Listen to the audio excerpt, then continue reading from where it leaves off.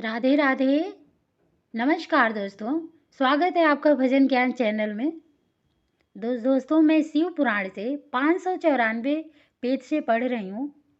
ये वेद पढ़ने के फल, दान देने की महिमा, नरकों का वर्णन और पापों का कौन से पाप करने से कौन से नरकों में गिराए जाएंगे, पापों के लिए सर्वोत्तम प्रायश्चित, इसमें प्रायश्चित भी दिया हुआ है।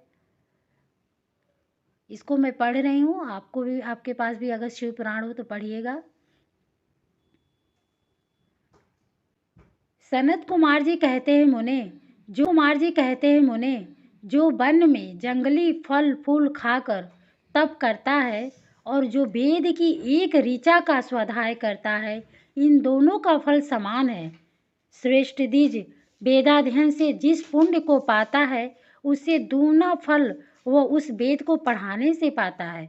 मुने, जैसे चंद्रमा और सूर्य के बिना जगत में अंधकार छा जाता है, उसी प्रकार पुराण के बिना ज्ञान का आलोक नहीं रह जाता है। अज्ञान का अंधकार छाया रहता है, इसलिए सदा पुराण का अध्ययन करना चाहिए। अज्ञान के कारण नरक में पड़कर सदा संतप्त होने वाले लोग को जो शास्त्र का ज्ञान देकर समझाता है, वह पुराण वक्ता अपनी इसी महत्ता के कारण सदा पूजनीय है। जो साधु पुरुष पुराण वक्ता विद्वान को दान का पात्र समझकर बड़ी प्रसन्नता के साथ उसे उत्तमोत्तम वस्तुएं देता है, वो परम गति को प्राप्त होता है। जो सुपात्र ब्राह्मण को भूमि, गौ, रथ, हाथी और सुंदर घोड़े देता है, उसके पुण्य फल का वर्णन सुनो।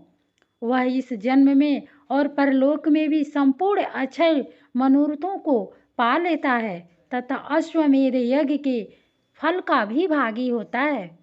मुनीश्वर, जो पुरुष भगवान शिव की कथा सुनता है और वह कर्मों के विशाल वन को जलाकर संसार से तर जाता है, जो 2 घड़ी, 1 घड़ी अथवा 1 क्षण भी भक्ति भाव से भगवान शिव की कथा सुनते हैं, उनकी कभी दुर्गति नहीं होती। मुने, संपूर्ण दानों अथवा संपूर्ण यज्ञों में जो पुण्य होता है, वही फल शिव पुराण सुनने से अविचल रूप में प्राप्त हो जाता है। व्यास जी, विशेषतः कलयुग में पुराण श्रवण के सिवा मनुष्यों के लिए दूसरा कोई श्रेष्ठ धर्म नहीं है। वही उनके लिए मोक्ष अवधान रूपी फल देने वाला बताया गया है। शिव पुराण का श्रवण और शिव नाम का कीर्तन मनुष्यों के लिए कल्प वृक्ष का रमणीय फल है, इसमें संशय नहीं है। यज्ञ दान तप और तीर्थ सेवन से जो फल मिलता है, उसी को मनुष्य पुराणों के श्रवण मात्र से पा लेता है। प्रतिदिन सुपात्र लोगों को बड़े बड़े दान देने चाहिए। वे दान दाता के उद्धारक होते हैं। विप्रवर सुवर्ण दान, गोदान और भूमि दान ये पवित्र दान हैं, जो दाता को तो तारते ही हैं, लेने वालों का भी उद्धार कर देते हैं। सुवर्ण दान, गोदान और पृथ्वी दान, इन श्रेष्ठ दानों को करके मनुष्य सब पापों से मुक्त हो जाता है। तुला दान की बड़ी प्रशंसा की गई है। गौ और पृथ्वी के दान भी प्रशस्त और समान शक्ति वाले हैं, परंतु सरस्वती का दान इन सबसे अधिक उत्तम है। नित्य दूही जाने वाली गाय, छाता, वस्त्र, जूता तथा अन्न और जल, ये सब वस्तुएं याचकों को देनी चाहिए। ब्राह्मणों को तथा अपीड़ित याचकों को जो संकल्प पूर्वक धनादि वस्तुओं का दान किया जाता है, उससे दाता मनुष्य होता है। लोक में जो जो अत्यंत अभीष्ट और प्रिय है, वह यदि घर में हो तो उसे अक्षय बनाने की इच्छा वाले पुरुष को, गुणवान पुरुष को दान करना चाहिए। तुला पुरुष का दान सब दानों में उत्तम है। जो अपने लिए कल्याण चाहे, उसे तराजू पर बैठना और अपने शरीर से तौली गई वस्तु का दान करना चाहिए। दिन में, रात में, दोनों संध्याओं के समय, दोपहर में, आधी रात के समय तथा भूत और वर्तमान और भविष्य तीनों कालों में मनुष्य द्वारा किए गए सारे पापों को तुला पुरुष का दान दूर कर देता है। इसके बाद ब्रह्मांड दान का महात्म्य और ब्रह्मांड का वर्णन करके सनत कुमार जी ने कहा, मुनवर, मैं श्रेष्ठ व्यास पाताल लोक से ऊपर जो नरक है उनका वर्णन मुझसे सुनो।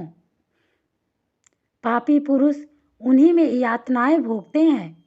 रौरव, सूकर, रोध, ताल, विभसन या विषसन, महाज्वाल, तप्त कुंभ, लवण, विलोहित, पीब, बहाने वाली वैतरणी, कृमि या कृमि भोजन, कृष्ण, असिपतप्रवन, दारुण, लालाभक्ष, पूर्व, पाप, विहिंज्वाल, अंधशिरा, संदंश, कालसूत्र, तमस, अवीची, रोधन, स्वभोजन, अप्रतिष्ठित महारौरव और सालमली इत्यादि बहुत से दुखदायक नरक वहाँ हैं। व्यास जी, उनमें जो पाप कर्म परायण पुरुष पकाए जाते हैं उनका क्रमशः वर्णन करता हूँ, सावधान होकर सुनो। जो मनुष्य ब्राह्मणों, देवताओं तथा गौओं के लिए हितकर कार्यों के सिवा अन्य किसी कार्य के लिए झूठी गवाही देता है अथवा सदा झूठ बोलता है, वह रौरव नरक में जाता है। जो भ्रूण गर्भस्थ शिशु की हत्या और सुवर्ण की चोरी करने वाला, गाय को कटघरे में बंद करने वाला, विश्वासघाती, शराबी, ब्रह्म हत्यारा, दूसरों के द्रव्य का अपहरण करने वाला तथा इन सब का संगी है, वह मरने पर तप्त कुंभ नामक नरक में जाता है। गुरु के वध से भी इसी नरक की प्राप्ति होती है। बहन, माता, गौ तथा पुत्री का वध करने से भी तप्त कुंभ में ही गिरना पड़ता है। साध्वी स्त्री को बेचने वाला, अधिक ब्याज लेने वाला, केस के विक्रय करने वाला तथा अपने भक्त को त्यागने वाला, ये सब पापी तप्त लोह नामक नरक में पकाए जाते हैं। जो नराधम गुरुजनों का अपमान करने वाला तथा उनके प्रति दुर्वचन बोलने वाला है और जो वेद की निंदा करने वाला, वेद बेचने वाला तथा अगम्या स्त्री से संभोग करने वाला है, वो सब के सब लवण नामक नरक में जाते हैं। चोर विलोहित नामक नरक में गिरता है। मर्यादा को दूषित करने वाले पुरुष की भी ऐसे ही गति होती है। जो पुरुष देवता, ब्राह्मण और पितृगण से द्वेष करने वाला है तथा जो रत्न को दूषित उसमें मिलावट करता है, वह कृमि भक्ष नामक नरक में पड़ता है। जो दूषित यज्ञ, दूसरों को हानि पहुँचाने के लिए आभिचारिक प्रयोग या हिंसा प्रधान तामस यज्ञ करता है, वह कृमिस नामक नरक में पड़ता है। जो नराधम पितृगण, देवगण और अतिथियों को छोड़कर बलि वैश्य देव के द्वारा देवता आदि का भाग उन्हें अर्पण किए बिना ही भोजन कर लेता है, वह उग्र लाला भक्ष नरक में गिरता है। जो शस्त्र समूहों का निर्माण करता है, वह भी उसी में जाता है। जो द्विज अनंतेज से सेवा लेता है, असद दान ग्रहण करता है, यज्ञ के अन्य अधिकारियों से यज्ञ कराता है और अभ्यक्ष भक्षण करता है, ये सब के सब रुधिरौध पुयवन नामक नरक में गिरते हैं। जो सोम रस को बेचने वाले हैं, उनकी भी यही गति होती है। यज्ञ और ग्राम को नष्ट करने वाला घोर वैतरणी नदी में पड़ता है। जो नई जवानी से मतवाले हो धर्म की मर्यादा को तोड़ते हैं, अपवित्र आचार विचार से रहते हैं और छल कपट से जीविका चलाते हैं, वे कृत्य नामक नरक में जाते हैं। जो अकारण ही वृक्षों को काटता है, वह असिपतवन नामक नरक में जाता है। भेड़ों को बेचकर जीविका चलाने वाले तथा पशुओं की हिंसा करने वाले कसाई विहिंज्वाल नामक नरक में गिरते हैं। भ्रष्टाचारी ब्राह्मण, क्षत्रिय और वैश्य तथा जो कच्चे खपड़ों अथवा ईंट आदि को पकाने के लिए पजावे में आग देता है, वे सब उसी विहिंज्वाल नरक में गिरते हैं। जो व्रतों का लोप करने वाले तथा अपने आश्रम से गिरे हुए हैं, वे दोनों ही प्रकार के पुरुष अत्यंत दारुण संदेश नामक नरक की यातना में पड़ते हैं। जो ब्रह्मचारी होकर भी स्वप्न में वीर स्खलन करते हैं तथा जो पुत्रों से विद्या पढ़ते हैं, वे स्वभोजन नामक नरक में गिरते हैं। इस तरह ये तथा और भी सैकड़ों हजारों नरक हैं जिनमें पापकर्मी प्राणी यातनाओं की आग में डालकर पकाए जाते हैं। इन उपयुक्त पापों के समान और भी सहस्त्रों पाप कर्म हैं जिन्हें नरकों में पड़कर मनुष्य भोगा जा करते हैं। जो लोग मन, वाणी और क्रिया द्वारा अपने वर्ण और आश्रम के विरुद्ध कर्म करते हैं वे नरक में गिरते हैं। नरक में सिर नीचे करके लटकाए गए प्राणी स्वर्ग लोक में रहने वाले देवताओं को देखा करते हैं और देवता लोग भी नीचे दृष्टि डालने पर उन सभी अधोमुख नार की जीवों को देखते हैं। पापी लोग नरक भोग के अनंतर क्रमशः उन्नति करते हुए स्थावर, कृमि, जलचर, पक्षी, पशु, मनुष्य, धर्मात्मा, मानव, देवता तथा मुमुक्षु होते और अंत में मोक्ष प्राप्त कर लेते हैं।